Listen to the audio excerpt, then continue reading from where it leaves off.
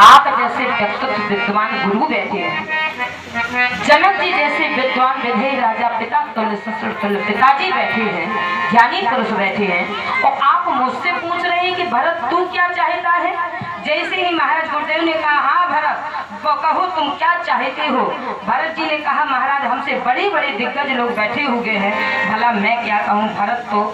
भरत ने कहा मैं तो चाहता था ये कि महाराज मैं तो सारा तिलक का सामान ही लाया था कि यही तिलक हो जाए, 7 नदियों का पानी, 7 जगहों की धर्म तीर्थों की मिट्टी, 7 प्रकार का अनाज, 7 प्रकार की जगह, 7 प्रकार का वक्त, और आकर के मैंने सोचा था कि यही भैया का तिलक हो जाएगा और भैया राज तिलक राजगद्दी संभाले और मैं जाकर के भैया की ड्यूटी को संभालूं। और जैसे ही महाराज कहा तो महाराज भरत जी की बात को सुन करके भरत ने हाथ जोड़ करके कहा, राम जी ने कहा कहो भरत कहो। तो भरत जी ने कहा राम जी तुम भी चाहते हो कि मैं बोलूं। राम जी ने कहा बोल भरत बोल, मैं तेरे कहे की बात को पूरा करूंगा।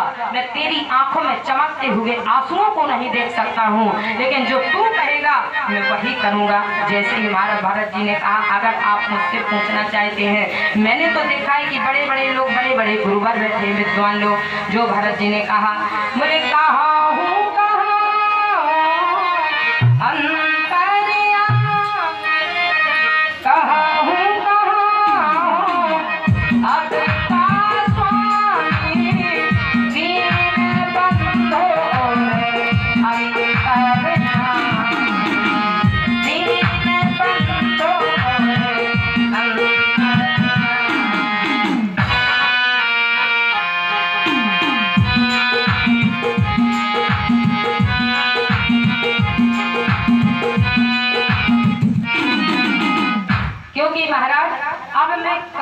क्या कहूँ। क्योंकि महाराज अगर मैंने तुमसे भैया का रिश्ता माना होता तो अपना भ्रात दिखाता, अगर मैंने मित्र का रिश्ता माना होता तो अपनी मित्रता दिखाता। अब तो सरकार मैंने आपको अंतर्यामी समझा है, इसलिए अपनी अंतर आत्मा की बात को मैं भला तुम्हें क्या कहूँ। तुम जान सकते हो तो मेरे भीतर की बात को स्वयं जान जाओ कि मैं क्या चाहता हूँ।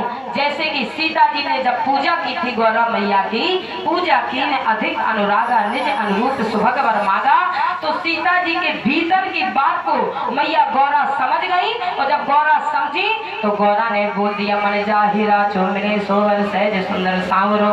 इसलिए ये स्वामी अब तुम भी बताओ कि मेरे अंदर क्या है। इसलिए कहाँ हो